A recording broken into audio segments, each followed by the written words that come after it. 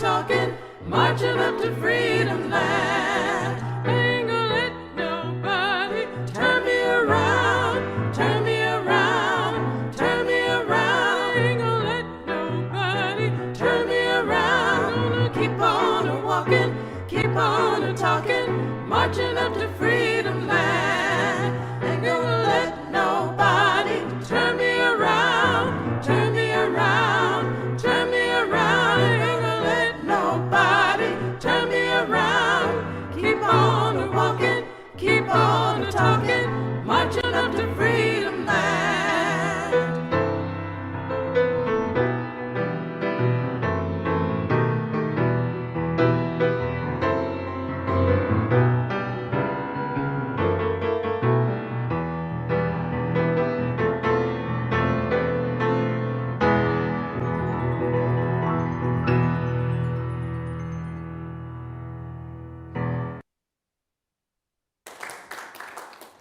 Good morning, heart and soul.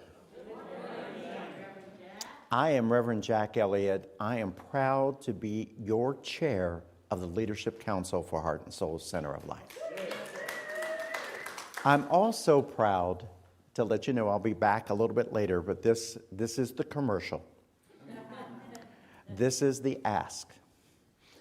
At our annual membership meeting in January, the members voted to install 2 levels of membership at Heart and Soul Center of Light.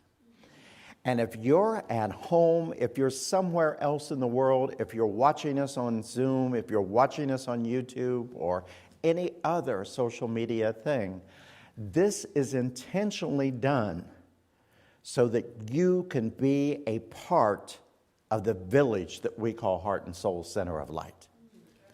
We are extending a general level of membership for anyone out there in the world who really cannot be here on an ongoing basis, or maybe they have dual memberships at another center for spiritual living, but we've opened up the door so that we can acknowledge that level of membership. Those folks in the general level of membership will have access to our membership portal on the Heart and Soul website. They will be able to take advantage of so many things that are going to be there as we're about to launch that new website. Simultaneously, we are introducing a level of membership known as sustaining members. Now, many of you may have gone through the Path to Membership experience in the past, and you remember that it is an invitation for you to participate, to consider whether membership is for you. It's really kind of taking that internal look to know. So it's going to be the same way. So on March 2nd, we are inviting folks that are interested in the general level of membership to go and register and Zoom in and be a part of the conversation. And we're inviting folks that are interested in giving of their time, talent, and treasure in a sustainable way to participate as well. And here's the big ask. If you've already gone through it, we're going to ask that you come and go through it again. Because one of the things that the Leadership Council is setting up is that every year we take a discerning look to see, is this still true for me? Does that make sense? Yes. What I'm reminded of, when I was in high school, I had an amazing speech communication teacher. His name was Joseph Casey. And you could always tell when he was bringing a new idea to the podium. He'd walk up, he'd kind of smile, wave his little finger. Sometimes he would even do. And you know, even with the Reverend Dr. Andriette, whenever this happens, you best pay attention. It's this opportunity. He walked up and he said one day, change the people in your life and you will change the people in your life. Now, if you want to know what that, I'm going to give you a little tidbit of what that might mean. One of the experiences that people have when they go through that path to membership experience is a bonding experience. They remember who they went through that class with. We have 15 years of history of people going through the path to membership experience. Here's how changing the people in my life has had an effect on others in my life. 15 years ago, I only knew Chaplain Robert Williams by name.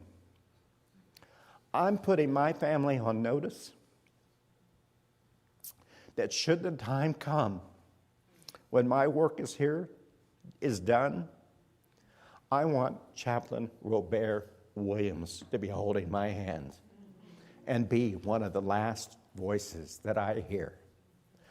I would have never had the gift of knowing such a beloved man had I not come to Heart and Soul Center of Light. So I stand before you today saying I'm humbly here to be the best ally that I know how to be. And I love you, I appreciate you, and I thank God for you. I hear that song. I remember the inauguration of President Barack Obama. And I heard it sung during the inauguration ceremonies. And I was so naively proud because I thought the change had come. And I was lifted up by my beloved friends and family to say, just watch. Not yet. But we're holding the vision. And that song is a big part of what I want to talk to you about today, is holding on to the faith that change is going to come regardless of the evidence otherwise showing up. We all can do that. And whenever I come together to prepare a talk, I always think about what do I want to talk about and who do I want to lift up and where do I want to bring.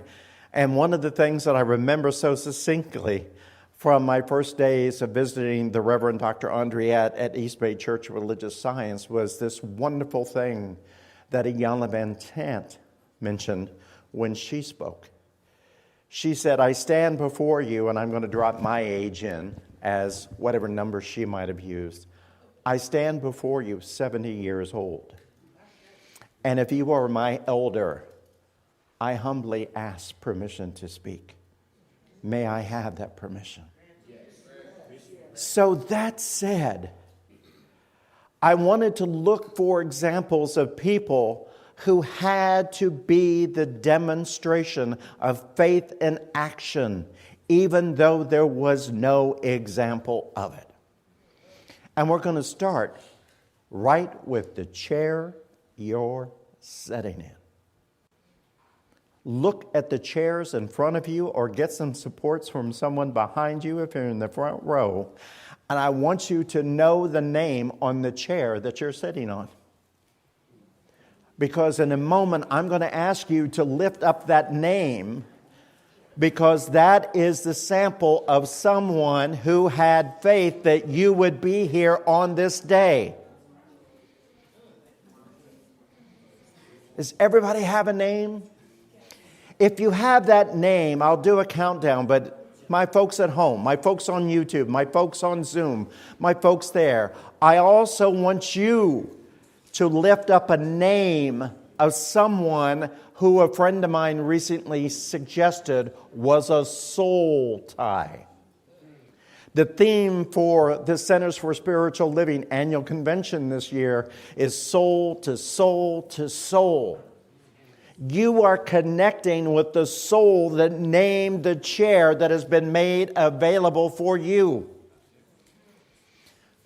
On the count of 3, I want you to say, thank you, Babam, whoever they might be. 1, 2, 3. Thank you. They had a vision for Heart and Soul Center of Light. They had faith that if they provided the chair, someone would come to fill it. That faith is everything. There are also people in our life. If you are on the web, if you're on Zoom, if you're on YouTube, I want you to type in a name of someone whose name is on your heart right now. That is the demonstration of being the faith that they never got to see manifest in their life. They had faith in something bigger than themselves. You know, I think of that first day back in February of 1982 when Gary Strower and I walked into the Terry Cole Whitaker Foundations class, Mastering Living 101, and the only empty chairs in a room of 400 people was right next to the Reverend Dr. Andrea Earl. There is no chance that was not divine action in place. We even imagined in those first years, you can imagine being a part of something new. And, you know, one of the great gifts that Terry taught us and that my friend Gary brought to me, we had been watching Terry Cole Whitaker on television. She was speaking at the Marin Civic Center, so Gary and I went to see her live at the Marin Civic Center. And of course, there was a plea in the announcements to sign up for the Mastery of Living 101 class. And Gary came up to me and said, I want to grow spiritually, but I do not want to grow without you. It was the most compassionate words another human being has ever said to me. So of course I signed up. What I didn't know is that Gary only had about 8 years left to be with us on this planet.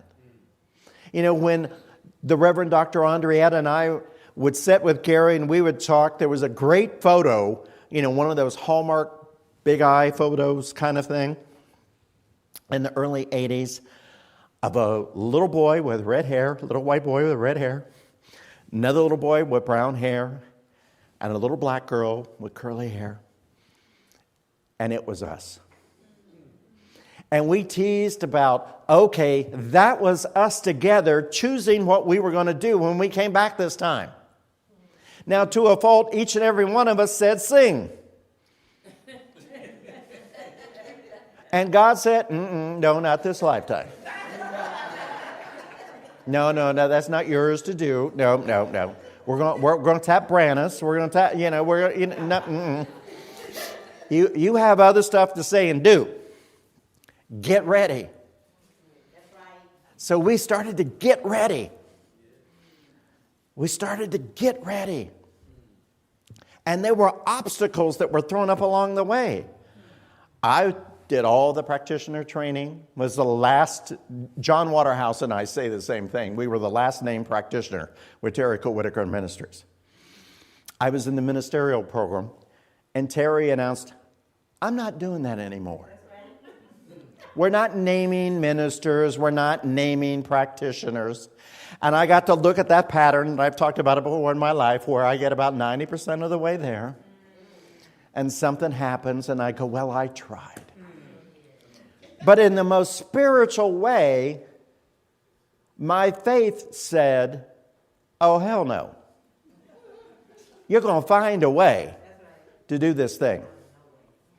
So I found a way. I found the California Institute of Religious Science in San Francisco and the Reverend Daniel Porardi, who knew Terry Cole Whitaker and been in the classes with us. And he goes, I got you. Just send me the tapes. Just send me the paperwork. We'll do this thing. And in 1985, I was ordained. And I had no idea that I was called into the ministry that I was called into at that time. What I thought I was going to do is take all those loving, wonderful 400 people that we had met at the Cathedral Hill Hotel in San Francisco into a new ministry known as the Fellowship and Light Ministry. So I did the 501c3 thing. I did the thing. I got it started. And I got to experience being around about 200 pissed off people. People that were absolutely angry that Terry had stopped doing what she was doing. And I thought, God, that's not exactly what I asked for. Be patient. Be patient. I had no idea that the world was about to go into a pandemic known as the AIDS pandemic.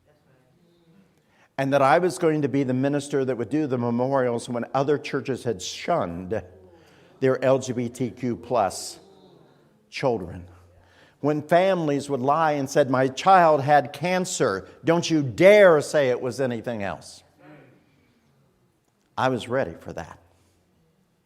I was ready for that. It wasn't what I thought I was called to do. And I'm reminded, one of the people that I wanted to lift up, and you can Google this because I don't have the slides. I want you to Google William J. I'll come up with the last name in a moment. It'll come. William J. was a black man who escaped slavery. And he moved. He knew that there was something more. And he moved up from Texas, up to Illinois. He got involved with the American Methodist Church. And kind of like, okay, that's kind of it, but that's not really it. Seymour. William J. Seymour. And he kept moving west. Now this is late 1800s. And so when he got the call to come to California, specifically to the Los Angeles area, he really was acting on, okay, God, you say go there, but I don't know. And God said, go anyway. And so he became so committed to what it is that he believes that when he would walk up into the podium, he would walk up and have an orange crate in his hand. And his face would be behind that orange crate. And he would be in prayer. God, guide me to say what I am called to say today. Guide me to be an instrument of your word, not what I think. Sometimes he didn't get the message. And he would just walk off the stage. Other times, the message would come. And people would swarm to hear this man talk about the possibilities. Now, he had an inside thing in his favor. He started the Azusa Church in Los Angeles in 1906. Like May. What happened in April of 1906? The San Francisco earthquake. There was suddenly a lot of people trying to work their get into heaven plan. So they were going to go follow this man. They heard about him. They went to LA, and he started a movement that today is known as the Pentecostal movement. Now, we may not be aligned with necessarily the teaching, but what I want to illustrate is his commitment to the faith of the thing, even though there was no evidence of it being true. He believed that if you had been immersed, baptized with the Holy Spirit at such a profound level, you would what? Speak in tongues. Guess who could never do it? William J. Seymour.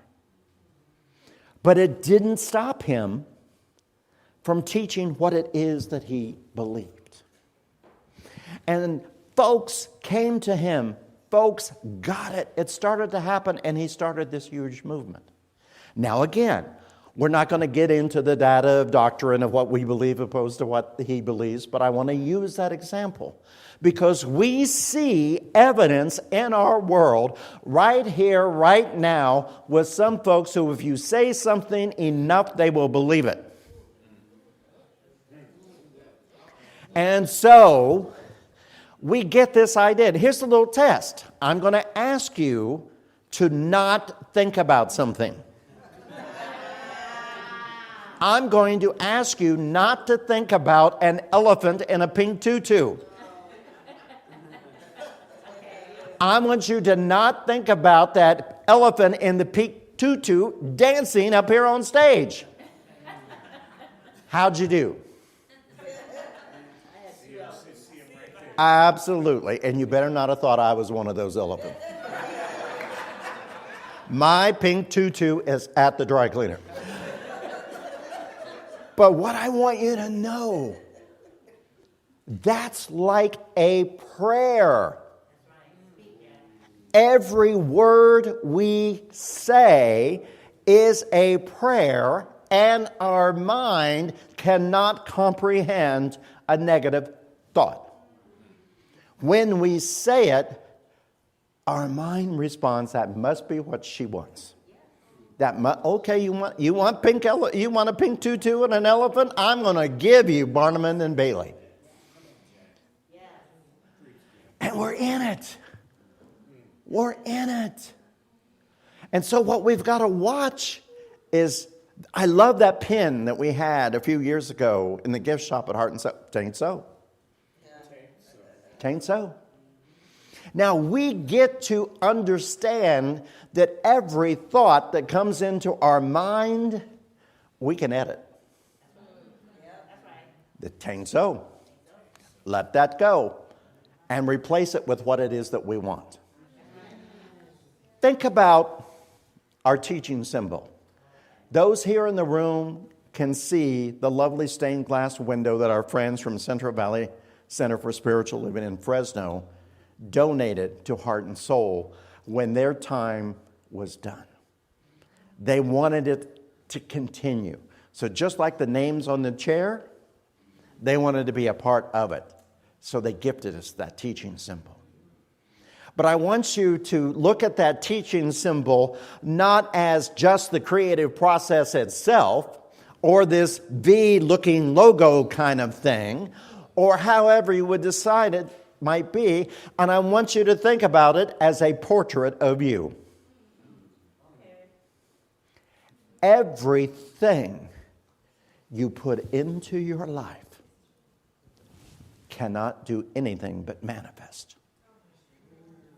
So if you're putting pink elephants in tutus, you're going to be manifesting some pink elephants in tutus. Now, I had an experience once when I walked out into our garden with my stepfather, and we were walking out amongst the corn stalks. And right in the middle of one of the rows of the corn stalks was a tomato plant that the vine had just grown right up the corn stalk. And he said, "What do you notice?" And so I told him what I noticed, just what I said to you all. And he goes, "We have to sacrifice that tomato plant. We did not plant it there. A bird has found a seed, flew over, and dropped it into our creative process." So if we want our garden to be as pure as we imagined it, we have to do some gardening along the way. We have to be able to go in and pull that tomato plant out. Even though we might want to argue with it, go, "But it's a perfectly good tomato." No, it isn't, my stepfather would say. It's choking the life out of that corn stalk. If it gets to populate, it will ruin all the corn. And we'll have no corn, and we'll have no tomatoes. That's the creative process. We put it in. It's us. Now, who are we putting in people in the thing? Okay? If you want to change your life, you got to change the people in your life. And if you change the people in your life, you'll change people in your life. You will be the demonstration of what it is to create and manifest a world that works for all. You're called to be that demonstration. So when you look at your garden, it's not quite ready for harvest yet. You're looking at that garden. What's growing there? Ooh, I got some tomatoes in my corn patch. Ooh, I got some weeding I need to do here. Who's that person that I keep asking to feed my garden, but they never do, so I have to follow behind them? Maybe they're not the one. Maybe I need to align myself with like-minded people with shared values so that we can have a co-op, a community garden, where I bring the tomatoes and you bring the corn, and the Reverend Dr. Andriette brings the baklava. Everybody can bring something. The other person I want to lift up, Bridget Biddy Mason. Bridget Biddy Mason. Google it. Go talk to Dr. Google. She also was enslaved in 1800s. But she was a clever woman. She was owned by a man by the name of Robert Smith. And Robert Smith was, moving when the crops would die in Texas. He moved to Oklahoma. He moved to Utah. When he moved to Utah, he became enamored with the folks that created the church in Utah. Mormons, thank you. The Mormon ministry, and became Mormon. Now, he's not letting Bridget Mason off the hook, even though the Mormons did not believe in slavery. We'll just call it another thing.